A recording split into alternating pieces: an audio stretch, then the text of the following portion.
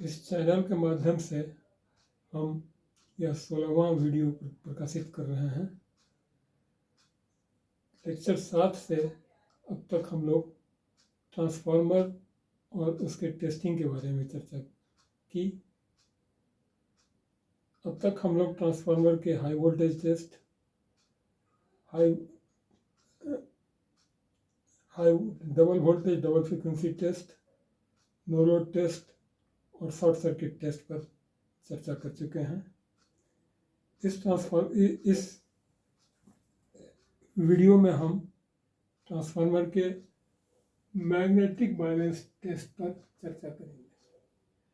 पिछले टेस्ट को आप देखना चाहेंगे और आप जानना चाहेंगे तो ये अमरनाथ मिश्रा 1461 पर आप सर्च करके उसे देख सकते हैं। ट्रांसफार्मर का मैग्नेटिक बैलेंस टेस्ट सिर्फ 3 फेज ट्रांसफार्मर में होता है और इसके रिजल्ट को कंक्लूसिव नहीं मान के सपोर्टिंग माना जाना चाहिए। इसका जो टेस्ट रिजल्ट है उसको सपोर्ट करना चाहिए हाई वोल्टेज टेस्ट को और double voltage double frequency test को। इसमें एक 3 फेज ट्रांसफार्मर दिखाया गया है। जैसा कि हम पहले भी बताते आए हैं कि ट्रांसफार्मर का ये मान लीजिए यदि कोर है तो एक्चुअल अरेंजमेंट होता है, पहले इस पर कोर के ऊपर पहले एल टी का वाइंडिंग और एल टी के ऊपर जस्ट इसको ओवरलैप किए हुए एच टी का वाइंडिंग।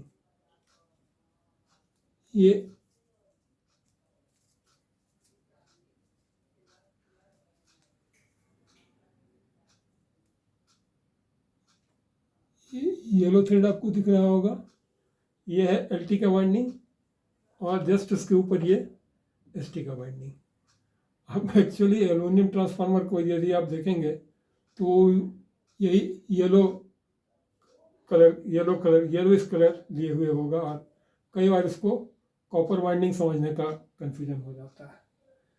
लेकिन चूंकि 2 डायमेंशन में इसका रिप्रेजेंटेशन कठिन होता है, इसीलिए ये ऊपर और नीचे एस टी और एल टी वाइंडिंग दिखाया गया है। ये एल वी वाइंडिंग है और ये हाई वोल्टेज वाइंडिंग है। हाई वोल्टेज वाइंडिंग और ये ऊपर ये लो वोल्टेज वाइंडिंग।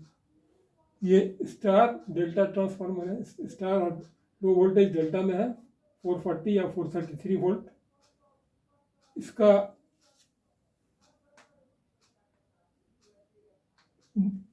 तीनों वाइंडिंग के डॉट साइड को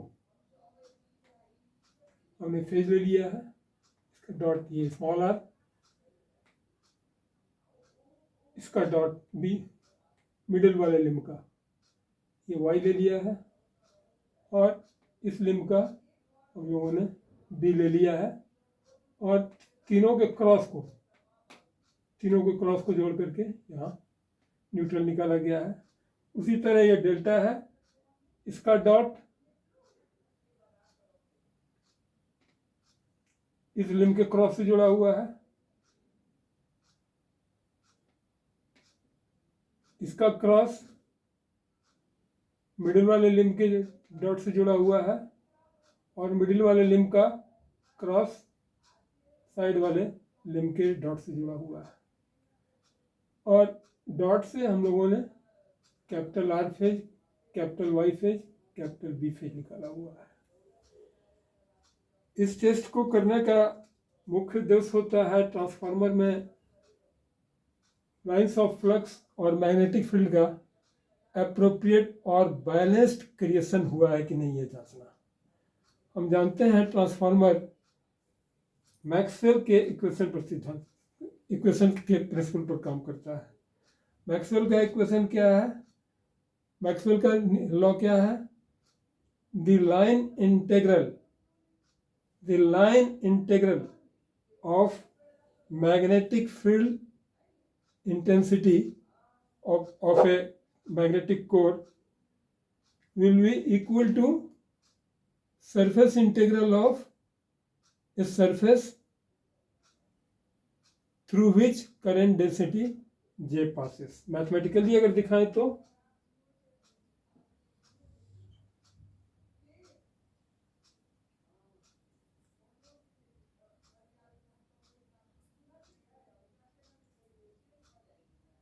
surface integral of J ds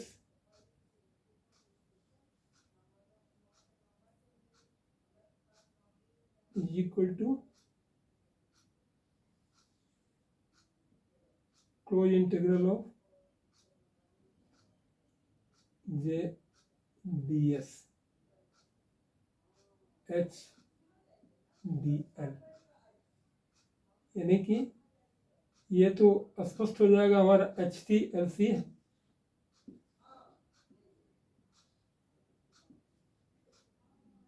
यहाँ कोर में magnetic field intensity H C है और एल सी कोर का लेंथ है और ये हो जाएगा N I, N number of turns है और आई करंट है। वोल्टेज जो जनरेट होता है हमारा ये इसमें ये होता है V इक्वल टू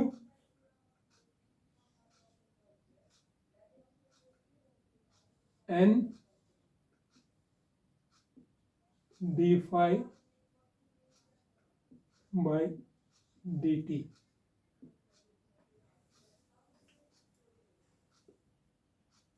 या एन फाई डी फाई या D phi by D T, तो rate of change of flux जो है वही वोल्टेज है। अगर किसी वाइंडिंग में इसमें इसमें इसमें या इसमें किसी भी वाइंडिंग में यदि 6 वाइंडिंग है, 3 एल वी के 3 एस पी के, अगर इंटरटर्न फॉल्ट हो गया तो इंटरटर्न फॉल्ट के हालत में क्या होगा, किसी में कम वोल्टेज क्रिएट होगा, किसी में ज़्यादा क्रिएट होगा। ये सिचुएशन अनसेफ हो सकता है और ट्रांसफार्मर काम अपना पर्पस सर्व करने में फेल कर सकता है। इस मैग्नेटिक बैलेंस को जांचने के लिए क्या करते हैं, ये हाई वोल्टेज साइड को हम 250 वोल्ट का पावर एक फेज में देते हैं, ठीक है। तो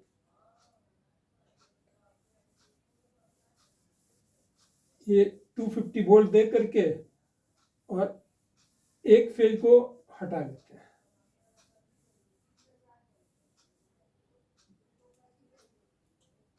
इस फेज को हटा दिया, मान लिया पहले बी फेज को हटा दिया,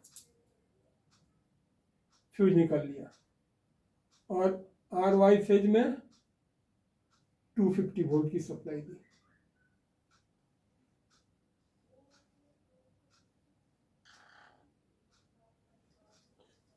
इसको लिखने में समय की बचत हो इसलिए मैंने पहले से उतार के रखा हुआ है। आर वाई को जब 250 वोल्ट दिया तो और इस तरफ फेज और न्यूट्रल के बीच में वोल्टेज नापा गया।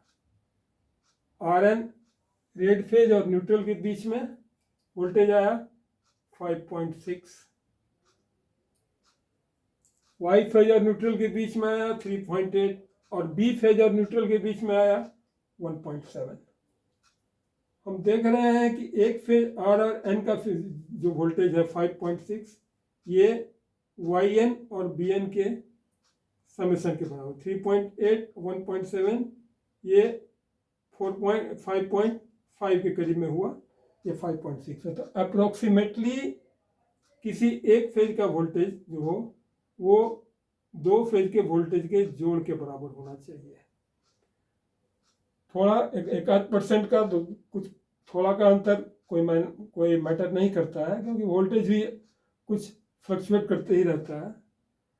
उसके बाद क्या किया, वापस इसको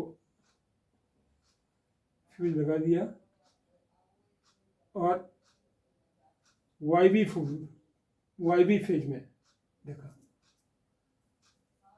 आर का फ्यूज हटा दिया और वाई बी फेज के बीच में, वाई और बी की फेज के बीच में 250 वोल्ट का सप्लाई दिया। तब क्या हुआ, रेड और न्यूट्रल के बीच में वोल्टेज आया 2.7, वाई और न्यूट्रल के बीच में वोल्टेज आया 5.5 और बी फेज और न्यूट्रल इन दोनों के बीच में वोल्टेज आया 1.7 सॉरी 2.6। तो 2.6 और 2.7 और 2.6 ये होगा 5.13 और वाई एन के बीच का वोल्टेज है 5. ये हुआ 2.7 प्लस 2.6 ये होगा 5.3। यहाँ है वाई एन के बीच में है 5.5, अप्रोक्सीमेटली इक्वल। तो ओके, अब क्या किया हमने, ये वाई फेज का फ्यूज हटा दिया,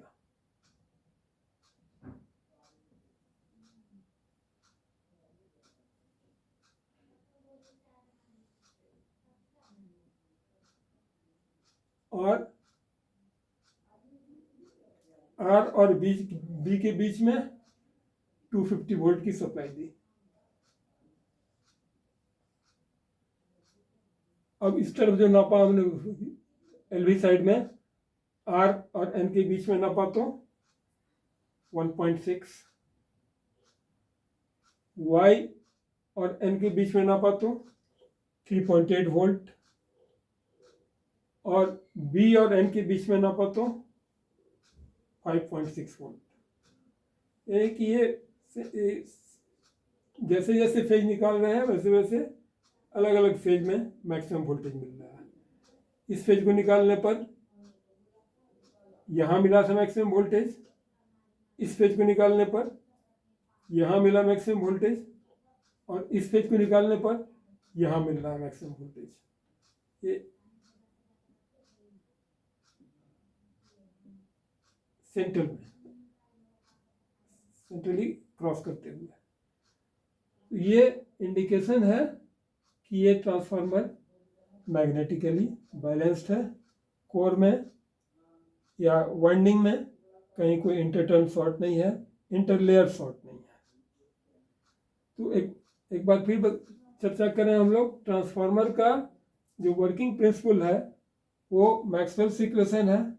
मैक्सवेल्स इक्वेशन क्या है, मैक्सवेल्स लॉ क्या है, the line integral of a magnetic field around a surface through which current density passes is total current enclosed. It's a line integral of a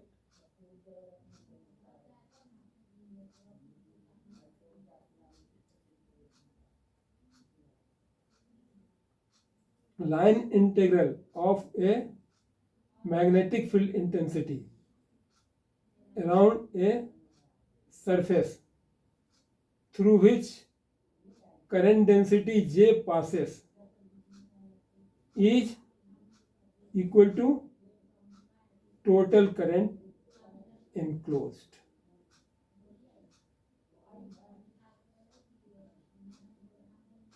यानी कि इसके थ्रू कितना करंट इनक्लोज हो रहा है, इस सरफेस के थ्रू कितना करंट इनक्लोज हो रहा है, इस पर इसका मैग्नेटिक फील्ड इंटेंसिटी डिपेंड करेगा। और मैग्नेटिक फील्ड इंटेंसिटी पर ही कितना क्या क्वांटिटी पर ही या मैग्नीट्यूड पर ही वोल्टेज जनरेट होता है। तो ये वोल्टेज अगर अनबैलेंस्ड हुआ या किसी टर्न में कोई शॉर्ट हुआ, फॉल्ट हुआ, तो उस हालत में वोल्टेज अनइवन अनइक्वल डिस्ट्रीब्यूशन होगा तीनों फेज में। इसी को की जांच की जाती है, जैसा कि हम लोगों ने किया अभी। ये ज़्यादा टेस्टेड रिजल्ट पर चर्चा किया तो नहीं, वो किसी एक फेज का जो वोल्टेज होगा दूसरे साइड में, इस साइड में यदि हम एच टी साइड में यदि हम कोई वोल्टेज देते हैं, ये अब 250 वोल्ट इस तरह से तो दे नहीं सकता है। इस तरह से देने का मतलब है कि ये 40 के रेशियो में बहुत हाई वोल्टेज जनरेट होगा। तो एच वी साइड से 250 वोल्ट दिया और एल वी साइड में तीनों फेज और न्यूट्रल के बीच में वोल्टेज नापा। तो किसी एक पॉइंट का वोल्टेज, एक फेज और न्यूट्रल का वोल्टेज जो है वो रेस टू फेज और न्यूट्रल के वोल्टेज के बीच के बराबर होना चाहिए। अगर ये है, ऐसा रिजल्ट आया है तो ये ट्रांसफार्मर ओके है। इस वीडियो में इतना ही। Wish you to remain safe and wish you happy learning. Wish you happy learning. Thank you very much for being till the end of the video.